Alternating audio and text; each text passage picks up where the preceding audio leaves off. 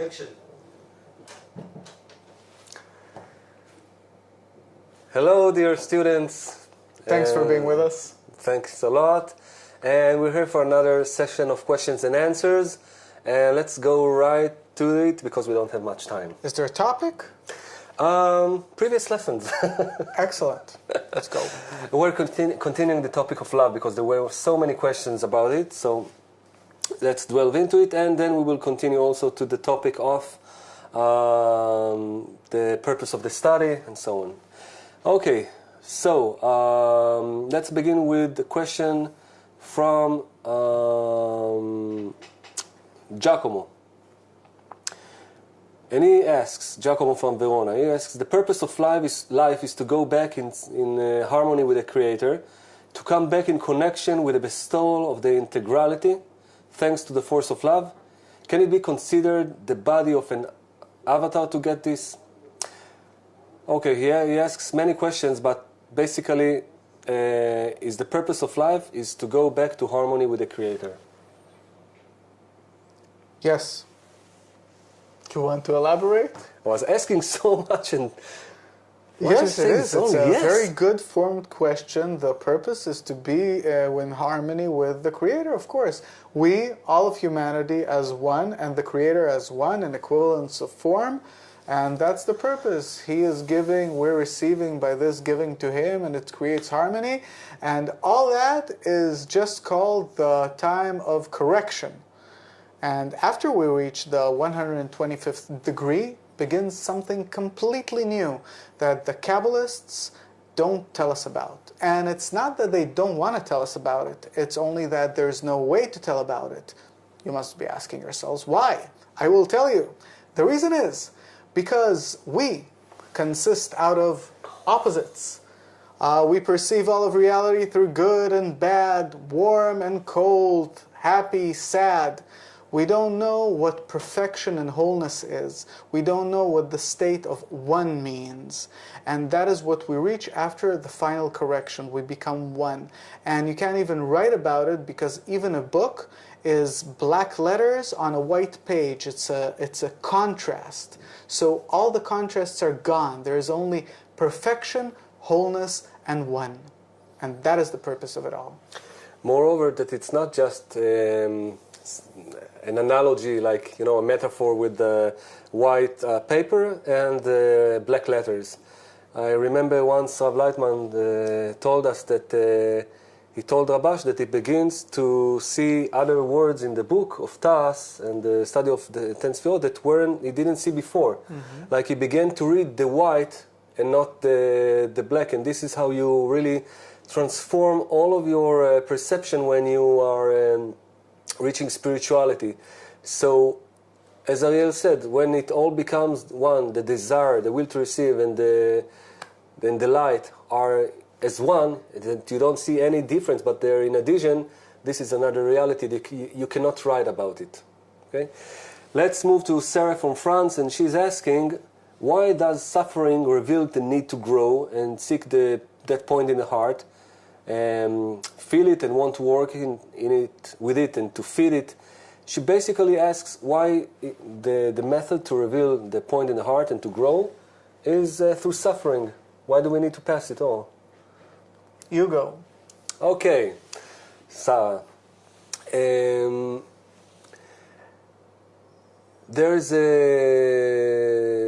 are many ways to explain this thing, why suffering. But really, it's like there's a nice story, nice metaphor of Rabash, mm-hmm. Which is giving that people come and go in the street and they see father with his kid, and the kid is like crying madly, like screaming, and he asks the father to give him something, and the father refuses, and everyone passes, and if everyone thinks what a cruel father this is. And then they ask the father, why are you not giving him what he wants? And the father explains, this kid wants a needle to pick his eye, and I don't want to give him a needle because he will hurt his eye. And the metaphor here is that we were created with the will to receive. And the will to receive, its only and sole purpose is like, I don't know, like a bus. It takes us to the next stop where we can use it and have the second nature that we will want it, and that we will want it always preferring it on top of the will to receive. Each and every moment of above each and every discernment of the will to receive, every we call it reshimo, every discernment, every possibility that the will to receive presents us for ourselves, we prefer and we give more importance and we choose the second nature, the will to bestow, okay, the trait of delight. And this is the sole purpose of the will to receive. And when we go out from this will to receive, we don't feel the suffering. We feel that it suffers because it never receives fulfillment. But then when we understand that its purpose is not to receive fulfillment, because it cannot receive fulfillment. We talked about it in the first and second lesson when we discussed the problem of fulfillment. But its purpose is only to help us grow and to reach and attain adhesion with the Creator. Then we treat it differently and we don't feel any suffering, but we transform the sufferings of the will to receive to another kind of suffering, which is called suffering of love, or how do you call it? Love pain. Love pains. Like imagine the mother that so much wants to give to her kid, to feed him, and the kid cannot eat. Or to hug him and the kid is like, cannot be hugged. And you have so much love for the others, the other parts of your soul, and for the Creator, and you feel the suffering that you cannot give, that you cannot still correct. These are the true sufferings, and it all here, it is felt inside the will to bestow. So you pass to another perception of reality. And then you consider this will to receive as a shirt, as just Abash once said, that you just like to take off a shirt and to put another one. It's like, to put it in the washing machine, that's it. You don't identify with it anymore, but it becomes means to attainment of spirituality. Okay. So, Danny from London. No, let's take Monique from Bulgaria. There are people who are natural born givers. They care for others more than themselves. Are they in higher level than the others? You have Teresa from Calcutta. You have Gandhi. You have who else? Dalai Lama. Dalai Lama. You have many people who are really giving. I have a neighbor who always feeds the kids. Many people that I know are volunteers in helping the poor, the miserable. Mm-hmm. They are a higher level. They are benevolent. So Bala Sulam says that there are 10% of the population that are natural altruists. That this is something that, on a growing scale, or how to put it, there are, in these 10%, there are those that are complete altruists and those that are, just a bit. But in general, 10% of the population are born altruists. It's simply a different way of receiving pleasure. It's receiving pleasure through helping others, but it is my pleasure. So, suppose, I don't know, I want to save polar bears. I don't know, for example, I want to save polar bears. It's a good cause, by the way. And suppose Moshe here... I want to save the icebergs. Wants to save the icebergs, and no problem. But then, if Moshe will try to stop me from saving polar bears, which is something that gives me great pleasure, I will simply take Moshe and I will do something. You will hug me. I will hug him in order... A bear hug. A bear hug, yes, in order to regain my means of receiving pleasure. So it's not that our nature has changed. The nature remains egoistic. And I can't say that these people are, on a higher level or on a lower level, you can say, okay, it might take these people a longer time to acknowledge that they are in the will to receive. You can look at it any way you want, but the bottom line is that it is not bestowal in any way. It's not spirituality. It's just a different way of receiving pleasure. And what's really interesting is that in the spiritual path, you gather some good bunch of egoists, but real egoists, no like us, healthy egoists, and with a point in the heart that they don't want anything in this world, and they already understand that everything here is just, for oneself. You cannot really fulfill yourself with the will to receive. It's not an aware sensation, but it's something that propels you to search. And when you gather all of these egoists in one group, and they begin to follow the advice, recommendations of the Kabbalists, which tells them to go against their will to receive, and in the actions, in the thoughts, in their way how they speak with one another, they're going towards the direction of connection. They play the next level as if they were connected. Then the light that reforms through the study begins to shine on them, begins to illuminate, and to develop their will to bestow, their point in the heart. And then they understand how much they begin to see their intention. Yes, I'm doing actions of bestowal, of unity, of connection. I'm teaching Kabbalah. I'm saying how much it's important to unite, to connect. And then I begin to feel more and more like under a microscope what are my real intentions are. I begin to discern this will to receive, how much it governs every small detail of me. These are very deep discernments of which really the Kabbalists are writing. Rabash, all of the story of the, Exodus of Egypt is talking about this. How the point in the heart, Moses, is going out of Egypt, of the control of Pharaoh, the will to receive, and wants to receive the Torah, the light, the correction. And when you reach this, this cry, when you reach it, it's the moment that you had all of the discernments of the will to receive, that in every action you want it, you're doing it for yourself, but you're doing and you're loving the other, and you're doing whatever to bestow onto the others, but you see that the intention, it's not it. And then you have for the first time the need from the light or from the Creator, from the Boré, to help you. This is the first moment that you have the real prayer, that I need the Creator because I'm desperate from despaired from my own powers to change, to do something, and I understand that only the light, only the Creator can do it. And then I ask Him. This is the first time.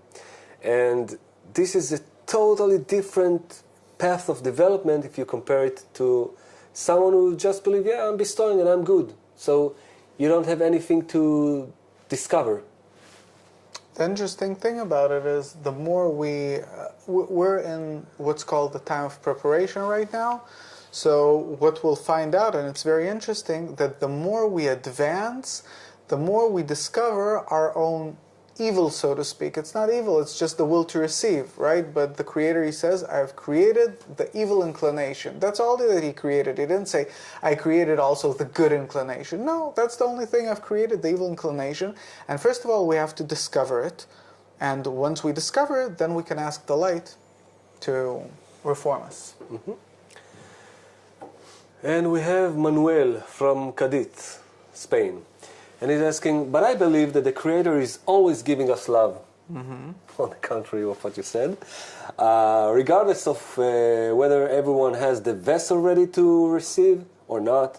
Is it true?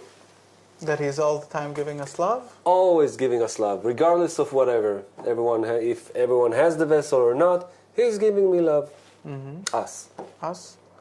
There's this article where it says it's the essence of the Torah and its meaning, I think. The essence of religion and its purpose. Yeah, and its purpose, right. Where it says that the Creator, Baal Sulam says that the Creator is utterly good.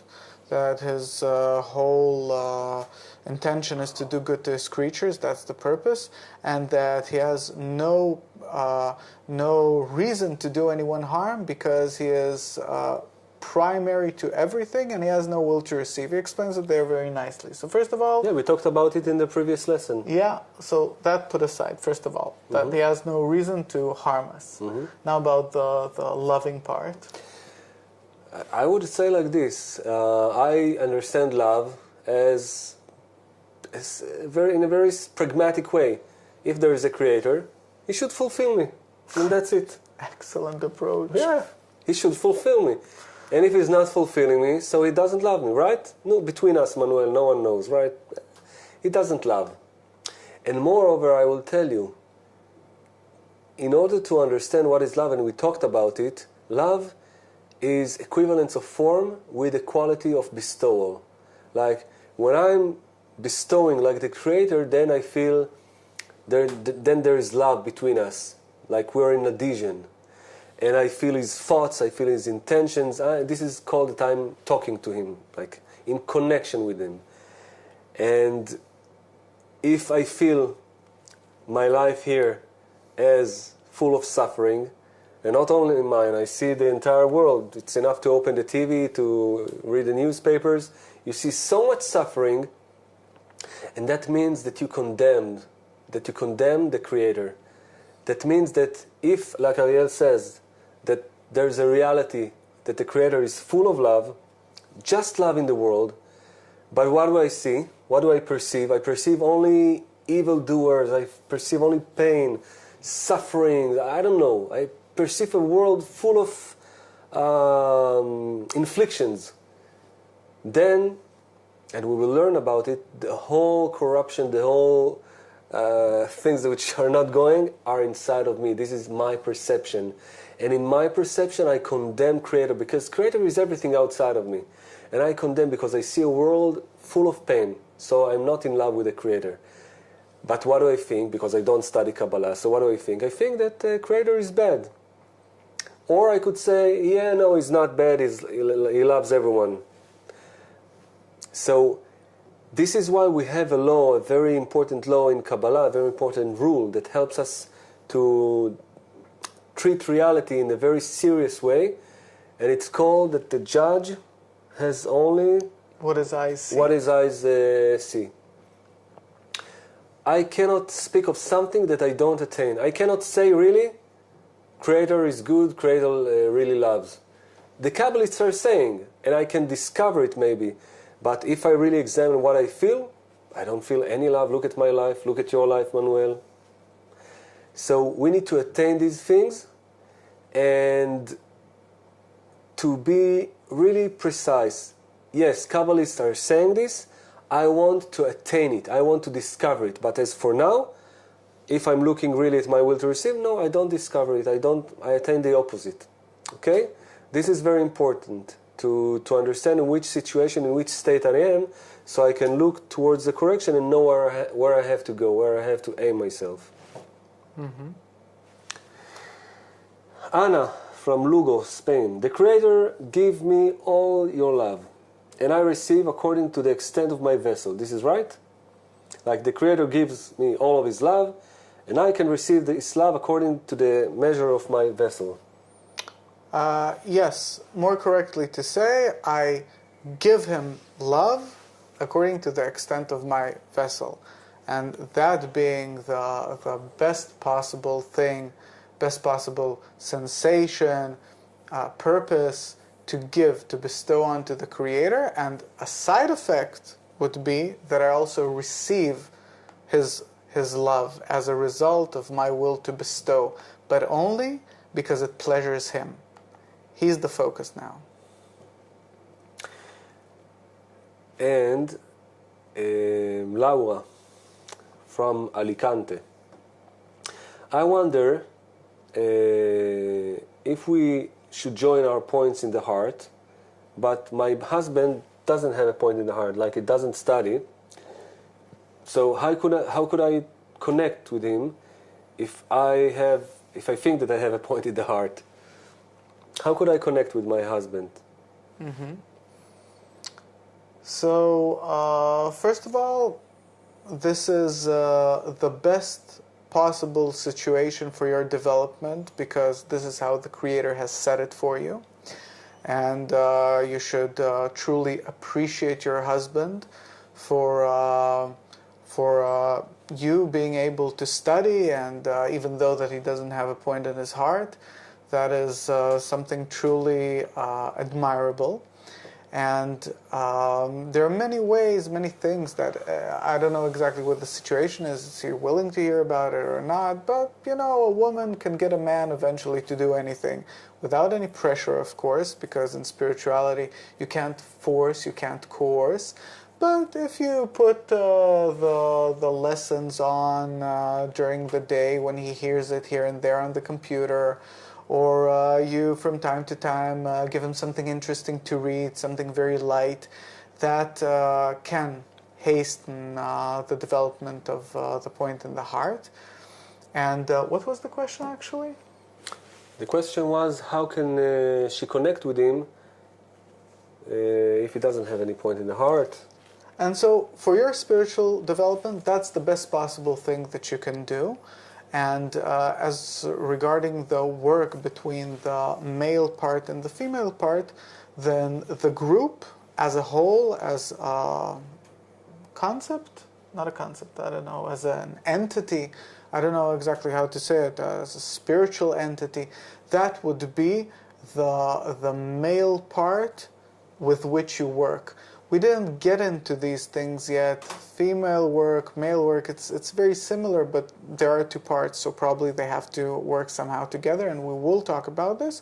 But in general, just so that you know that you're not missing out on anything, I'd say even more that you got this opportunity to do this wonderful work with him, so it's kind of a present from the Creator. And I want to emphasize another aspect. When we discover Kabbalah, it doesn't matter now if we're man or woman, our point in the heart begins to shine. That means that we begin to see all life with this new desire. And it's like it burns us. We want everyone to know. We want to convince everyone. It's sometimes people would look at us like we're like religious fanatics or something like this, that we want to take everyone and to bring them to our new, religion or new madness. And this is a very crucial moment in which we have to be very wise, I would say, and not to act. Why? Many cases, our partners begin to feel that we have new love in our life. And it really is. We discovered our soul, we discovered spirituality, and we begin to slowly to give time to this discovery. And this is the point where we have to do whatever we can to show them, and please listen because it's very important, very crucial.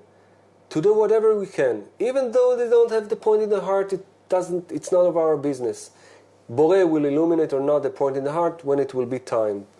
But what depends on us is our attitude towards them. And if we will show them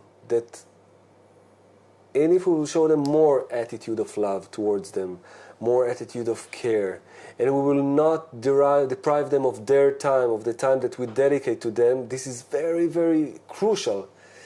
We dedicate them the time that they have. This is like necessity. A Kabbalist have to live with his both feet on the ground. He has to work. This is an obligation to work like everyone else. Even if he won the lottery, it doesn't matter. He has to work like everyone else.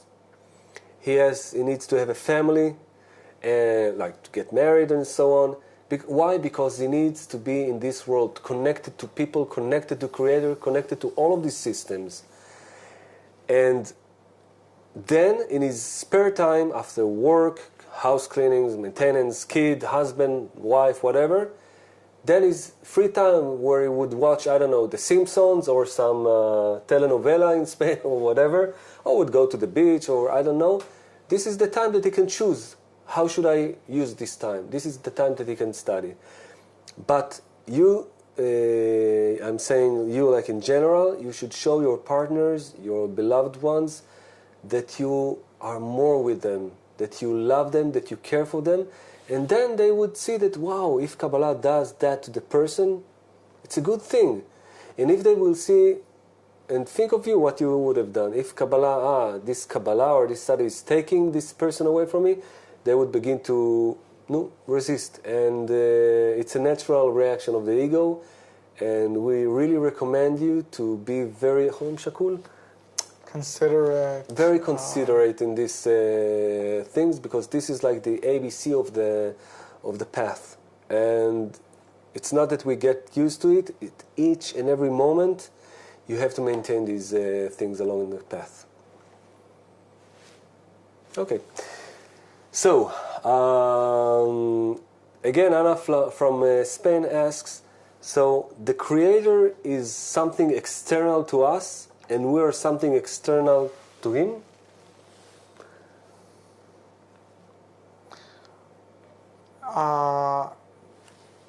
Anything outside of the person is the Creator for us.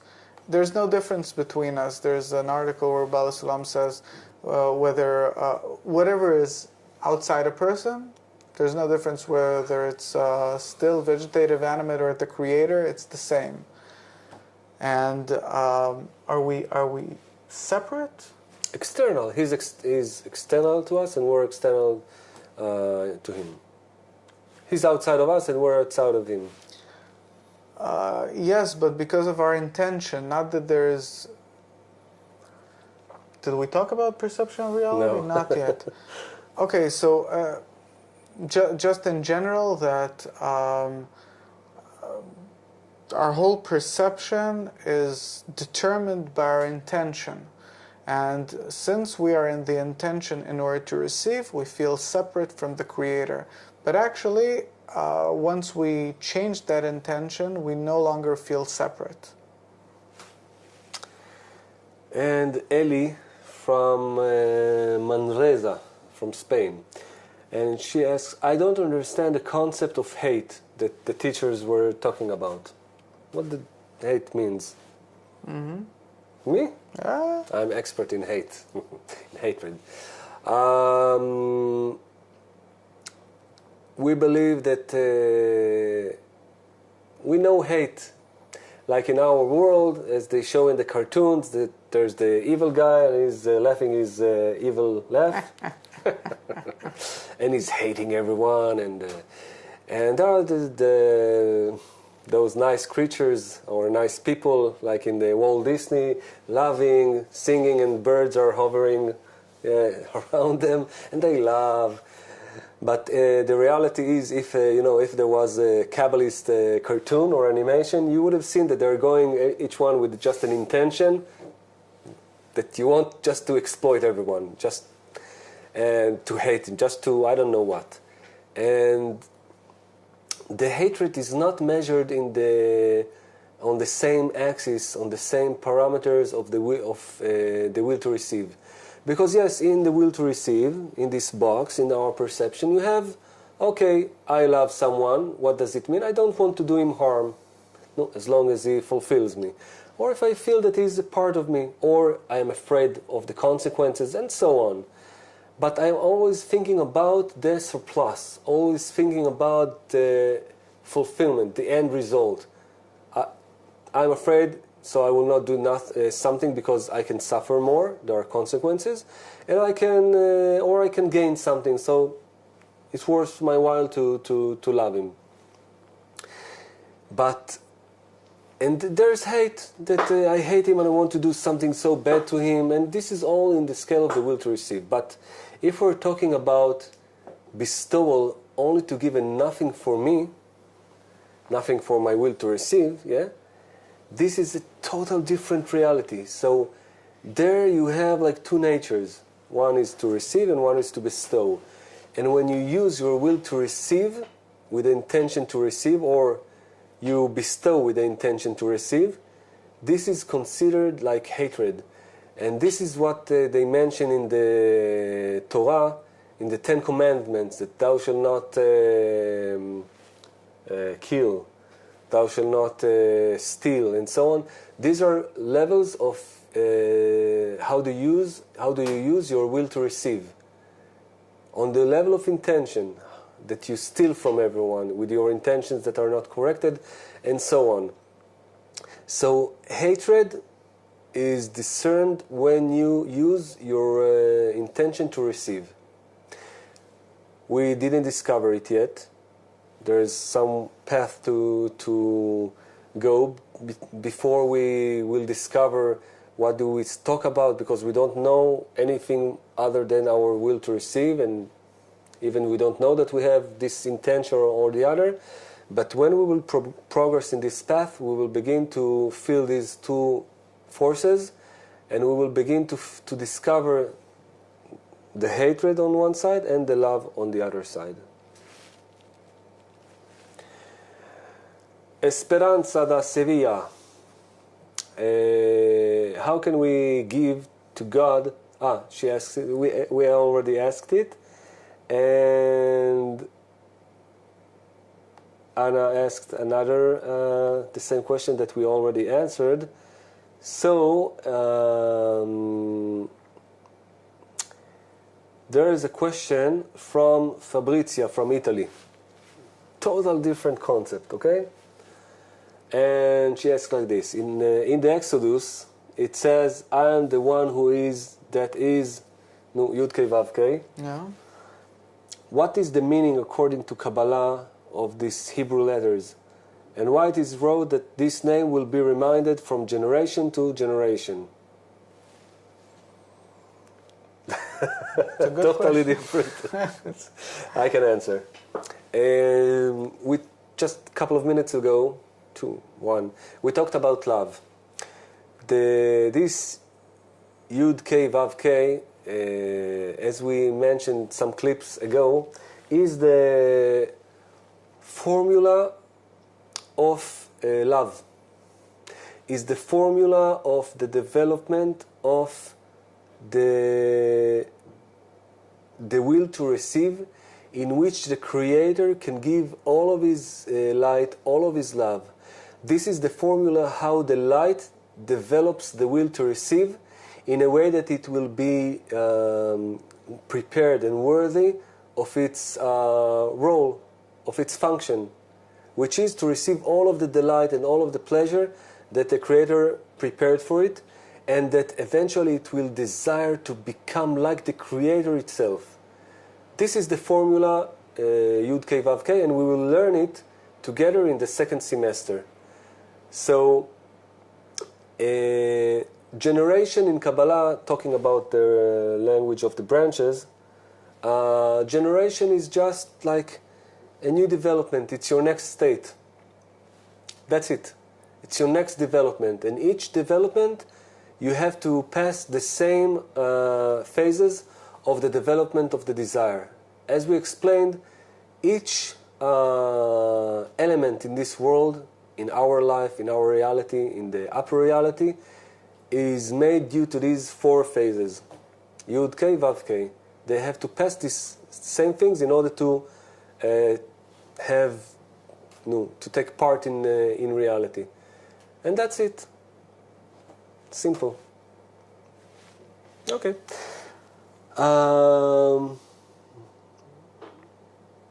So we were mentioning the concept of what is name and what is in Kabbalah, like name, the vessel, and there's Lubikov from France, and he's asking, on these worlds, I could say that my name changes according to the different levels that I pass as the evolution of the embryo until birth.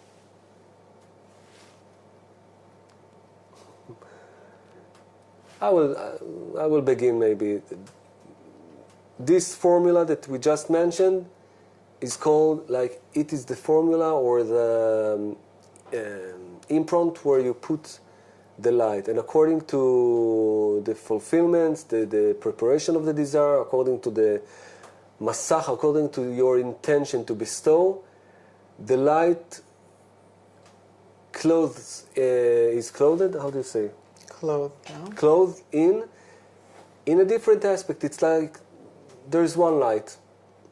But if you pass filters with several colors or a prisma, so you see many different phenomena from the same light. You see different colors, all of the rainbow. You see red light. You see, I don't know, lots of phenomena.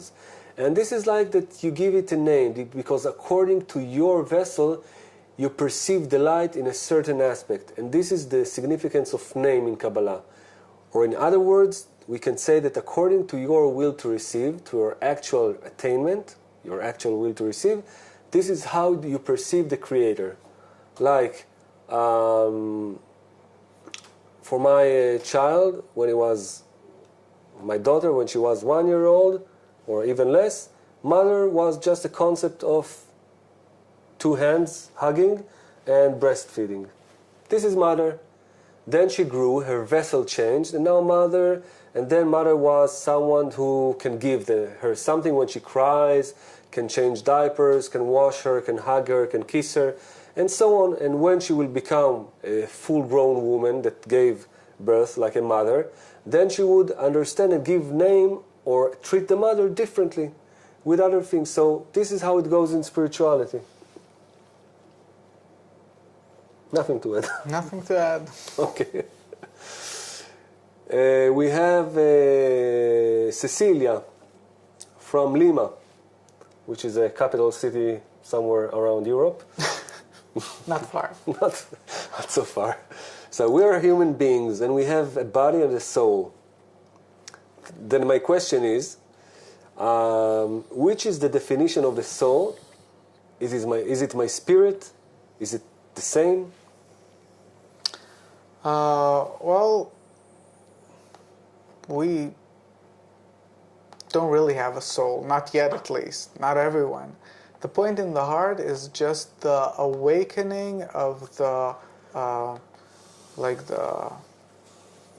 embryo of the soul or something like that, like the seed of the soul, and you have to go and develop it. If you developed your soul, then you have one. If you didn't, you just pass away from this incarnation as your animalistic body dies, and you reincarnate again and have to wait till the point in the heart awakens and start developing it. What is the soul? The soul is the intention to bestow.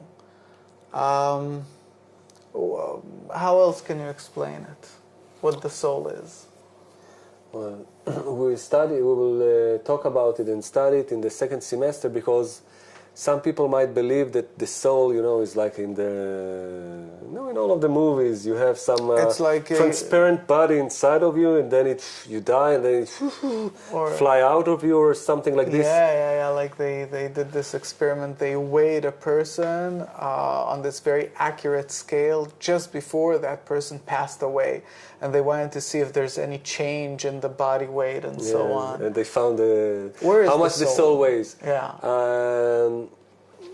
And as Ariel said, we don't have a soul yet. And a soul is a formula like the will to receive corrected with the masach to the extent that it wants to bestow to the Creator. What does it mean? It means that you are working with a new will to bestow, using your will to receive in order to bestow.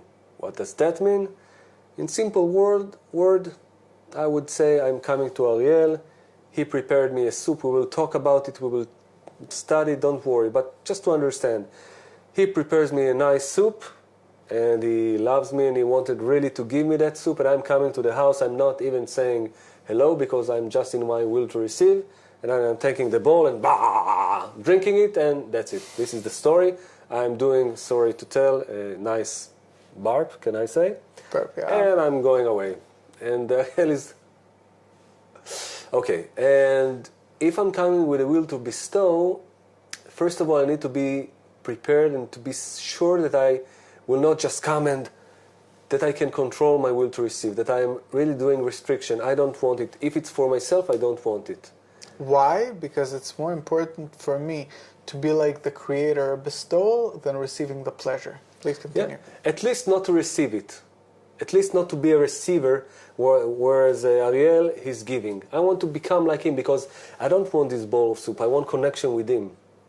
So I'm coming and I want to do a restriction. But I love this soup. The eddies, the fragrances.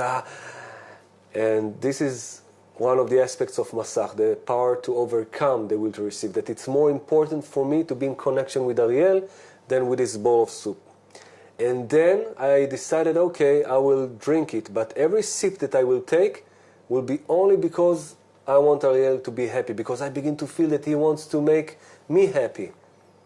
And it's a long story, but just to make it short, I'm bestowing to Ariel even though I'm drinking from the soup. Because my intention is to please him, to bring contentment to him. And he's bestowing to me, and then we're in love because we're in equivalence of the form. So it sounds maybe complicated and all these calculations and so on. I heard Rav Leitman say that it's once you attain spirituality, it seems like the most natural thing. You don't have to think about it. Like being a mother. Yeah, it comes naturally. But we will explain it, and you will see in Europe there are many of these Galateo in Italy and all of these. You will see that you know it very well. Please stay in my house. No, I must go. No, please stay there. Okay, no. We will see all of our behavior is governed by these laws. You will see, it's amazing. Okay, last question. Rosen from Bulgaria, and he's asking why the Creator was revealed 6,000 years before that Adam revealed it and not earlier. Why? Yeah, why? Just 6,000 years before. Did we talk about perception of reality? No, we didn't. I can give an example, an answer that I heard Rav Leitman. He explained it really 2 or 3 days ago, I think. He said that there were attainments before Adam. There was certain spiritual development, but the real discovery, the first attainment, full attainment of the Creator, of Boreh, was by this first Kabbalist that was called Adam HaRishon, the first Adam, and he was the one to develop the method of Kabbalah. That's it. It's like, it's a matter of development. It's like a baby in his mother's arms feels that she loves him, which is very true. But he doesn't know what the mother is. He doesn't know what love really is. He doesn't know the relations between the mother and the father and the whole world that's around him. He just knows that he's in his mother's arms and it's love. So it's a matter of development. The more you develop, suddenly you start understanding that I can love back and what are all these things and so on. You're still in a loving environment, but you start grasping it more and more. And it has to do with the development of the human ego, where you can attain godliness and spirituality only to extent of the development of the ego. If you have a very small ego, you can have a very small attainment. Therefore, in Kabbalah, we don't try to, restrict things or limit them down or, do lists of this or less of that. It's the special thing about this method is that it develops along with nature. Nature has a plan to develop the ego, and we go with it. We only say that we have to learn how to work with the ego. And that concludes it. Concludes it. Our session. Thank you for the questions. Thank you for being there. And we recommend you to go over and over again of these questions, of these lessons. This will build this very strong and solid foundation for all of your continuation in this path. And see you soon. Thanks a lot. Till next time.